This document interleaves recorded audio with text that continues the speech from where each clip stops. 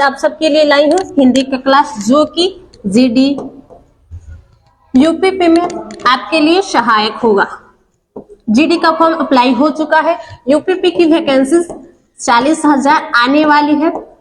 तो चलिए देख लिया जाए। एकदम स्टार्टिंग बेसिक से मैं आपको हिंदी का क्लास दूंगी, वर्णमाला से। तो वर्णमाला जानने से पहले हम लोग समझ लेते हैं भाषा।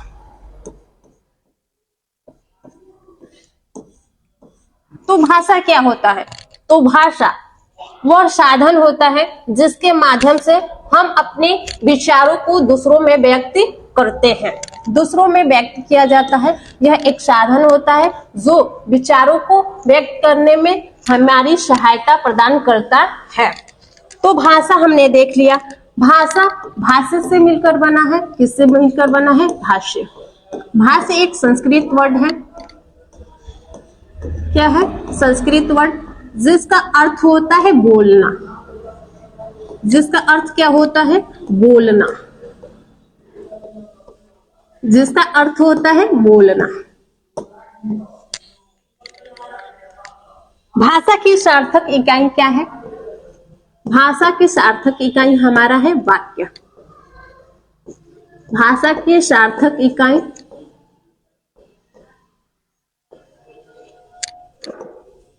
हमारा वाक्य है।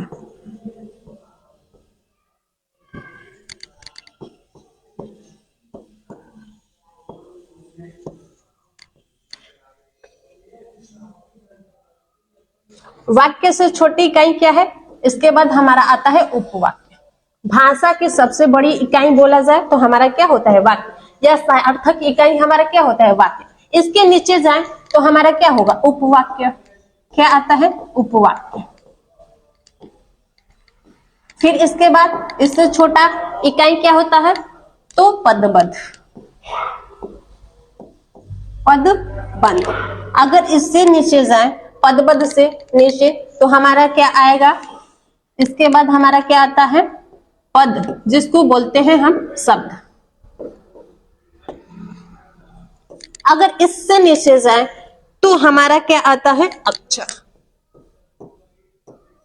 इससे छोटी इकाई क्या होता है? अक्षर। अगर इससे हम नीचे जाएं तो क्या आएगा? तो ध्वनि या वर्ण। ध्वनि या वर्ण।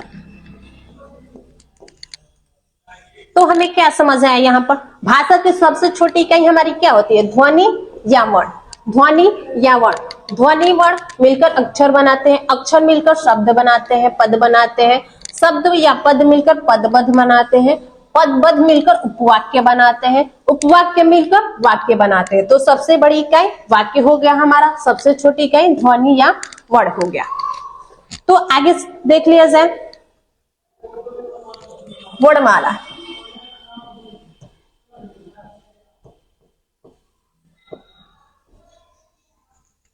वर्णमाला देख लिया जाए।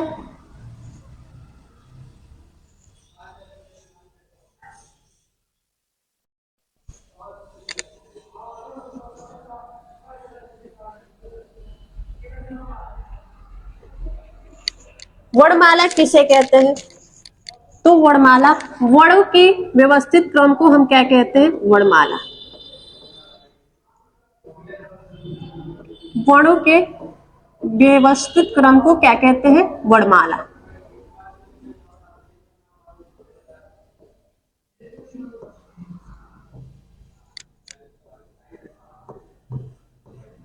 वर्णमाला कहते हैं।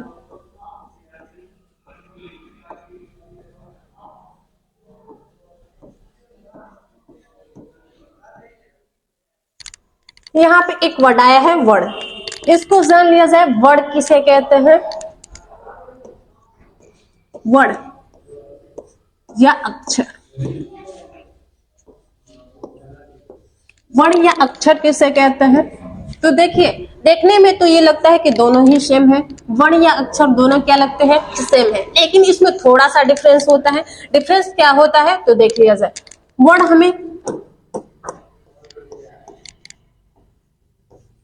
वर्ण से हमें क्या स्पष्ट होता है? तो वर्ण लिखित रूप को कहते हैं। वर्ण किसे कहते हैं? लिखित रूप को। और अक्षर, अक्षर किसे कहते हैं? तो वो मौखिक रूप को। अक्षर किसे कहते हैं? मौखिक रूप को।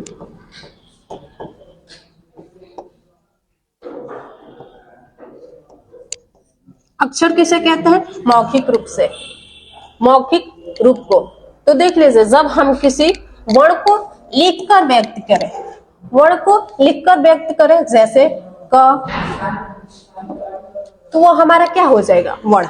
अगर हम बोले क, केवल बोले मुख से, तो वो क्या हो जाता है? अक्षर। वो क्या हो जाता है? अक्षर। जब लिखकर व्यक्त किए हम लोग, तो उसे बोल देते हैं अक्षर, सॉरी वर्ण। अगर हम मुख के द्वारा क को व्यक्त करें, किसी को सुनाए, तो क्या हो जाता है? अक्षर हो जाता है वही। तो हमने यहाँ पे वर्ण और अक्षर में डिफरेंस जान लिया। तो यहाँ पे वर्ण और अक्षर का डिफिनेशन लिख लिया जाए। वर्ण किसे कहते हैं? तो भाषा के सबसे छोटी इकाई को क्या कहते हैं? वर्ण कहते हैं।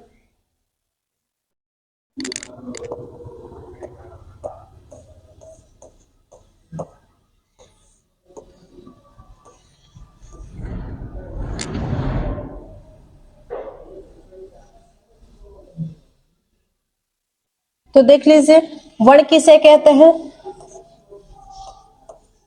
तो भाषा के सबसे छोटी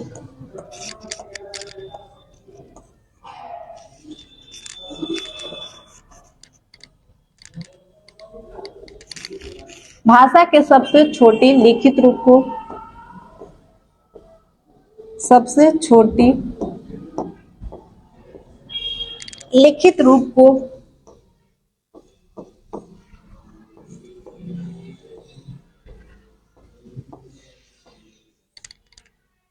क्या कहेंगे? वर्ण। वर्ण कहते हैं।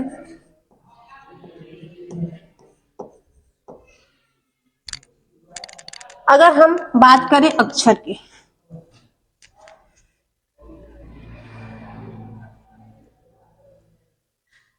हम बात करें अक्षर,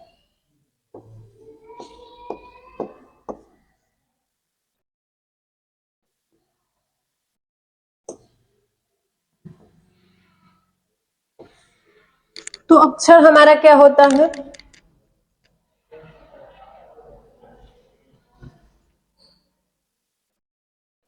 तो अक्षर हमारा भाषा के सबसे छोटी मौखिक रूप को अक्षर बोल देते हैं।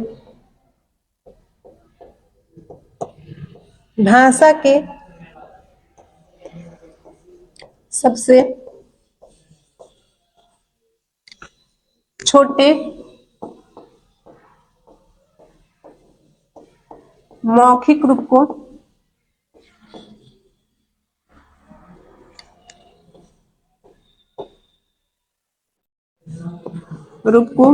कहते हैं।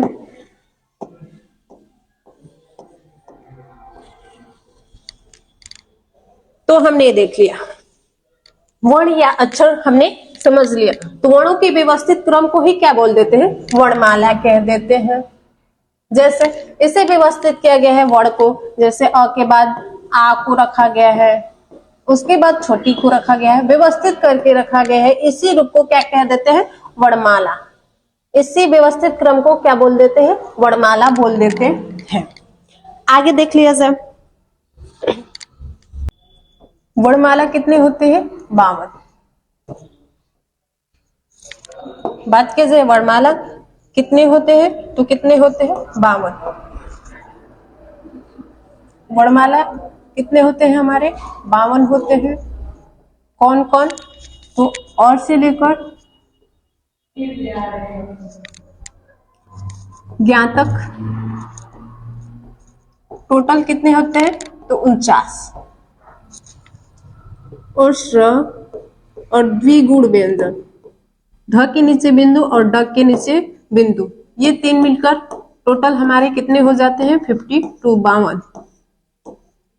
तो हमारे हिंदी में कितने वर्ण होते हैं? 52 होते हैं।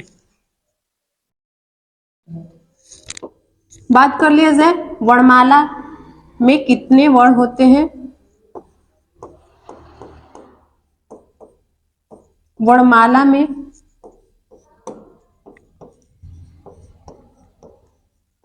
कितने प्रकार के वर्ण होते हैं, या यूं कह लिया जाए कि वर्णमाला कितने प्रकार के वर्ण से मिलकर बना है। तो कितने प्रकार के वर्ण से मिलकर बना है वर्णमाला? तो दो। कितने प्रकार के वर्ण से मिलकर बना है? दो। पहला स्वर वर्ण, दूसरा हमारा व्यंजन वर्ण। दूसरा क्या है? व्यंजन वर्ण।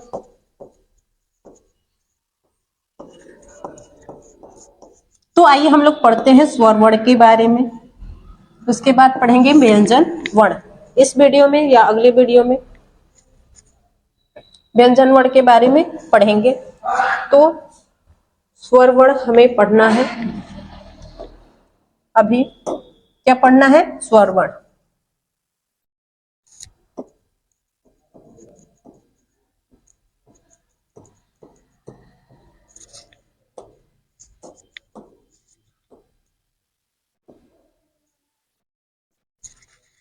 तो स्वर वर्ण किसे कहते हैं? तो वे वर्ण जो दूसरे के सहायता के बिना लिखे या बोले जाते हैं उन्हें क्या कहते हैं? स्वर वर्ण कहते हैं। या जिन्हें बोलने में मुख के वायु मार्ग में कोई अवरोध उत्पन्न नहीं होता है, मतलब ये स्वतंत्र होते हैं, उसे ही क्या बोलते हैं? स्वर वर्ण कहते हैं। वे वर्ण जो दूसरे वर्ण की सहायता के बिना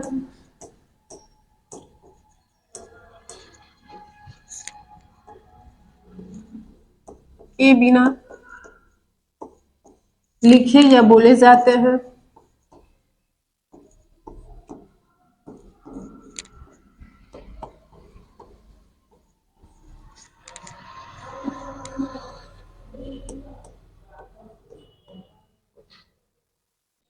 उन्हें स्वर वर्ण कहते हैं। ये स्वतंत्र वर्ण होते हैं।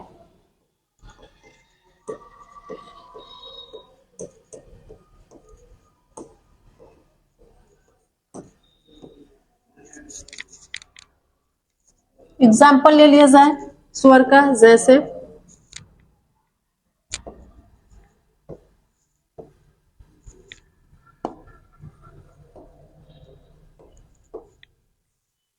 जैसे हम बात कर ले स्वर की, तो अ केवल एक ही वर्ण से मिलकर बना है, दूसरे वर्ण की सहायता नहीं लिया है। अ को भी ले लेते हैं तो ये भी एक वर्ण से मिलकर बना है, आ से दूसरे वर्ण की सहायता नहीं लिया है। स्वर कितने होते हैं? स्वर कितने होते हैं? तो हमारे स्वर कितने होते हैं? 11। मूल स्वर पूछे तो हमारे कितने होते हैं? 11। मूल स्वर हमारे कितने होते हैं? 11 होते हैं। मूल स्वर कितने होते हैं? 11 होते हैं। मूल स्वर कितने? 11। अगर पूछ दे मूल स्वर तब 11 होते हैं।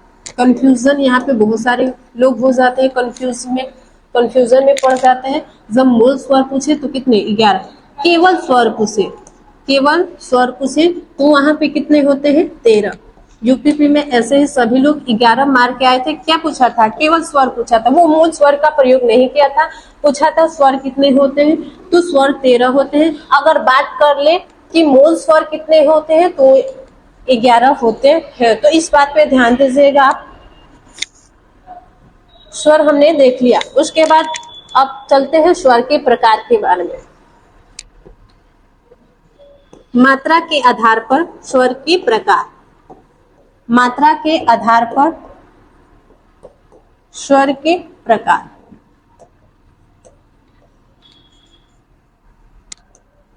और से लेकर औ तक बात कर लिया जाए तो ये सभी मूल स्वर होंगे हमारे।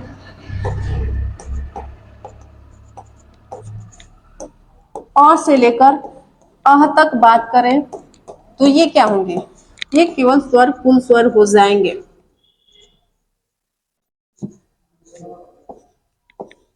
ये कुल स्वर हो जाएंगे। ओके, तो आगे देख लिया जाए। देखिए मात्रा के आधार पे स्वर के प्रकार।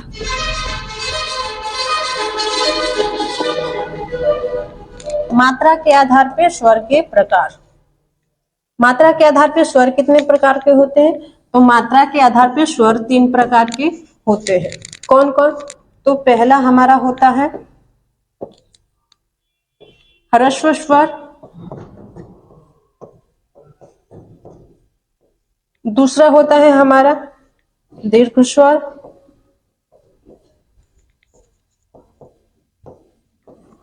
तीसरा हमारा होता है प्लुत स्वर।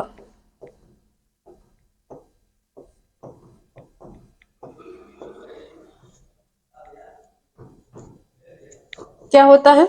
ये तीनों हमारे होते हैं ह्रस्व स्वर, दीर्घ स्वर और प्लुत स्वर। मात्रा के आधार पर स्वर के प्रकार। यहाँ पे एक वर्ड आया है मात्रा। तो मात्रा किसे कहते हैं देख लीजिए।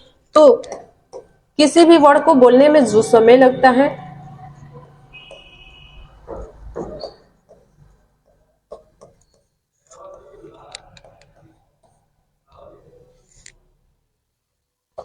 बोलने में समय जो लगता है उसे क्या बोलते हैं? मात्रा।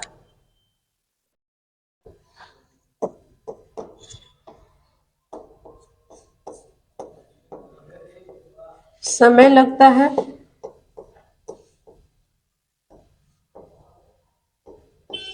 उसे क्या कहते हैं? उसे मात्रा कहते हैं। उस समय को ही क्या कहते हैं? मात्रा कहते हैं। किसी वर्ड को बोलने में जो समय लगता है उसे क्या बोल लेते हैं? मात्रा। मात्रा के प्रकार देखें तो वो भी 3 प्रकार का होता है, ह्रस्व मात्रा, दीर्घ मात्रा और प्लुत मात्रा। ह्रस्व मात्रा और दीर्घ मात्रा हिंदी के होते हैं, जबकि प्लुत मात्रा हमारे संस्कृत का होता है। तो यहाँ पे हमने मात्रा भी देख लिया इसी में, स्वर के प्रकार में। आगे चलते हैं ह्रस्व स्वर के बारे में जानने। तो पहला हमारा क्या है? ह्रस्व स्वर।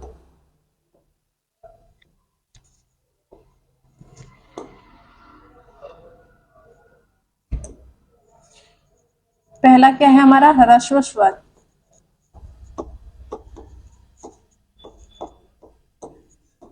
ये ह्रस्व स्वर क्या होता है? तो देख लीजिए, वे स्वर जिनको बोलने में एक मात्रा का समय लगता है तो वो क्या कहलाएंगे? ह्रस्व स्वर कहलाएंगे। वे स्वर जिनको बोलने में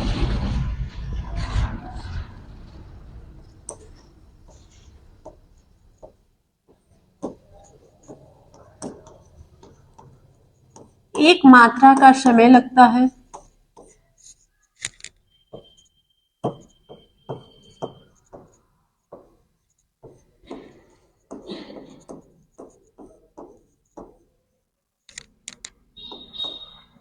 उसे क्या बोलते हैं?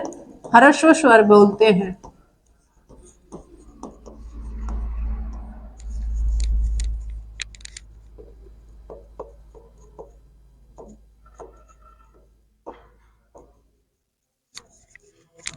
ह्रस्व स्वर कितने होते हैं? तो ह्रस्व स्वर हमारे 4 होते हैं।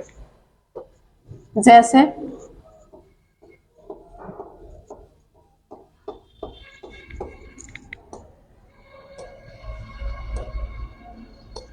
जैसे अ,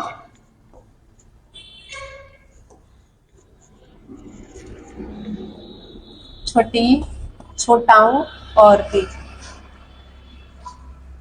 इनको बोलने में एक मात्रा का समय लगता है, इसलिए क्या होते हैं? ह्रस्व स्वर होते हैं। दूसरा देख लिया जाए, दूसरा हमारा होता है दीर्घ स्वर। दूसरा हमारा क्या होता है? दीर्घ स्वर।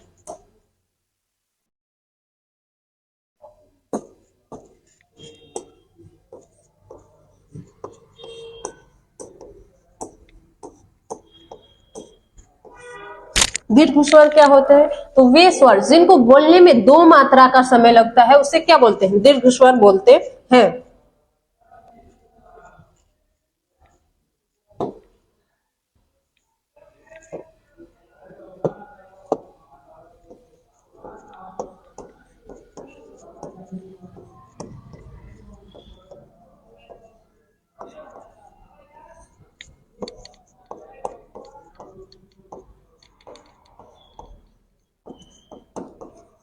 इनको बोलने में 2 मात्राओं का समय लगता है।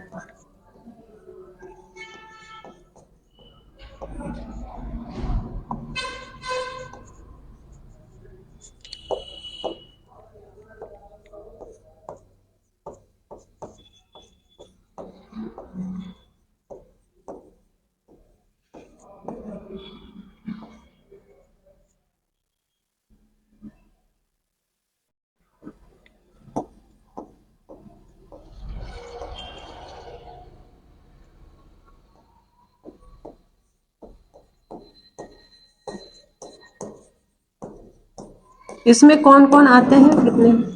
तो ये 7 होते हैं। कितने होते हैं? 7। कौन कौन होते हैं?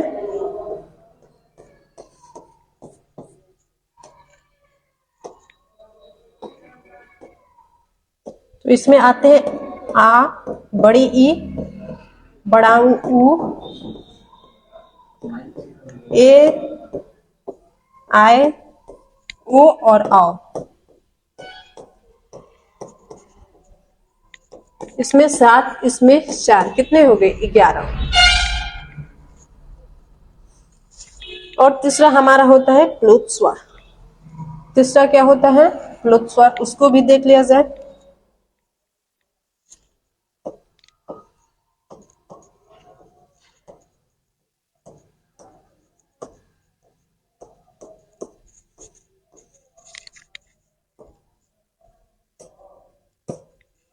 प्लुत स्वर क्या होते हैं? तो वे स्वर जिनको बोलने में 3 मात्राओं का समय लगता है, जिनको बोलने में 3 मात्राओं का समय लगता है, सॉरी 2 से अधिक मात्राओं का समय लगता है। 2 से अधिक मात्राओं का समय लगता है।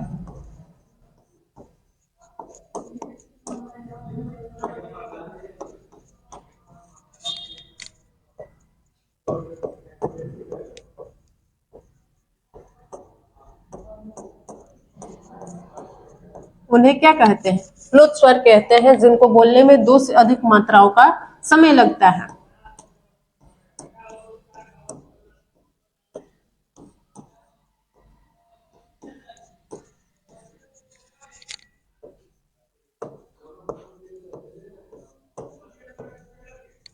इनका प्रयोग मंत्र उच्चारण में किया जाता है, जैसे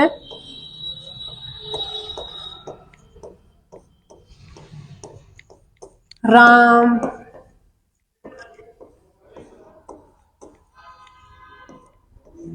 ओम,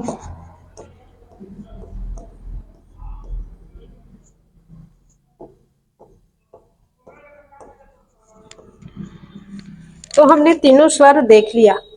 अब देख लेते हैं रचना के आधार पर स्वर के प्रकार।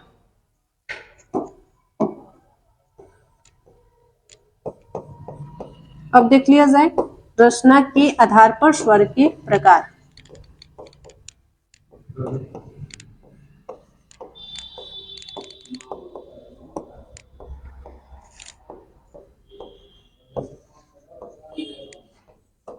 तो रचना के आधार पे स्वर के 3 प्रकार होते हैं। कितने होते हैं? 3 प्रकार। इसके आधार पे भी स्वर के कितने प्रकार होते हैं? 3 प्रकार। कौन कौन? तो पहला होता है मूल स्वर,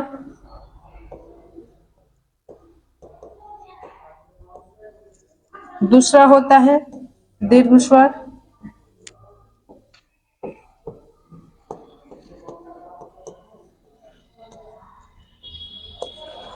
और तीसरा हमारा क्या होता है?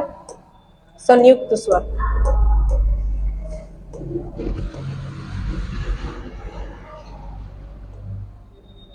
तीसरा क्या होता है? संयुक्त स्वर। मूल स्वर में कौन कौन आते हैं? तो ह्रस्व स्वर में जो आते हैं वही मूल स्वर में आते हैं। कौन कौन? अ, छोटी, छोटा ऊ और री, ये चारों क्या होते हैं? ये मूल स्वर होते हैं। आया समझ भाई? तो ये क्या होते हैं? मूल स्वर। अगर हम बात करें दीर्घ स्वर, तो इसमें कौन कौन आते हैं? तो इसमें आता है आ, बड़ी ई और बड़ा ऊ।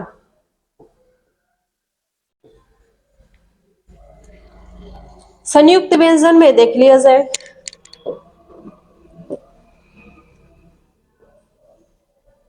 संयुक्त व्यंजन में कौन कौन आते हैं? तो इसमें आते हैं ए, आए, ओ और आओ। ये दो स्वरों से मिलकर बने होते हैं, इसलिए क्या कहते हैं इन्हें? संयुक्त व्यंजन। दो स्वरों से मिलकर बने होते हैं, इसलिए इनको संयुक्त स्वर कहा जाता है। किस किस से मिलकर बना होता है? तो ये मिला है अ प्लस छोटी ई से मिलकर बना है। ये किससे मिलकर बना है? ए। तो ये मिलकर बना है अ प्लस छोटी ई। अगर बात करें ए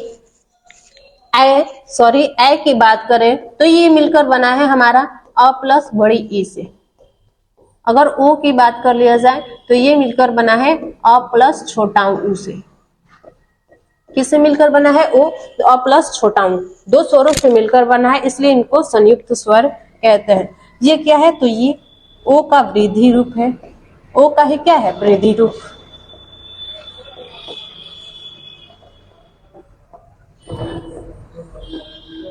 ओ का ही क्या है? ये वृद्धि रूप है।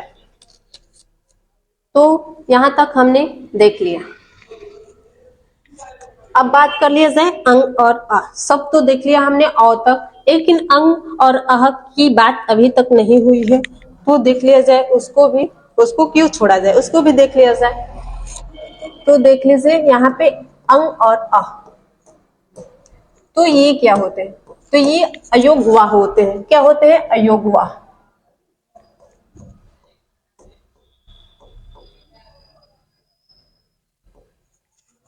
ये क्या होते हैं? अयोगवाह होते हैं। अयोगवाह मतलब ये स्वर के साथ होते हुए भी स्वर के श्रेणी में नहीं आते हैं। क्यों नहीं आते हैं? तो ये दो वर्ण से मिलकर बने हैं। ये दो वर्ण से मिलकर बने हैं। अंग की बात किया जाए, तो ये मिलकर बना है अ प्लस आधा न प्लस आधा म। या तो आधा न मिलता है या तो आधा म मिलता है, तो इसका निर्माण होता है। अह की बात कर लिया जाए, तो ये अ प्लस अह से मिलकर बना है। अ प्लस ह से मिलकर बना है। स्वर का परिभाषा होता है वे वर्ण जो एक ही वर्ण से मिलकर बना होता है, दूसरे वर्ण की सहायता नहीं लेता है, वो स्वयं स्वतंत्र होता है। यहाँ पे दो वर्ण दिखाई दे रहे हैं हमें, अ और न। या तो म मिलकर बनता है अंग, अ ह मिलकर बनता है अ। तो इसलिए ये अयोगवाह के श्रेणी में रखे जाते हैं। स्वर के साथ होते हुए भी स्वर नहीं है, ये दो वर्ण से मिलकर बने हैं, इसलिए इनको स्वर की श्रेणी में नहीं रखा जाता है। ये क्या होता है? अंग। तो ये अनुस्वार होता है। क्या होता है? अनुस्वार।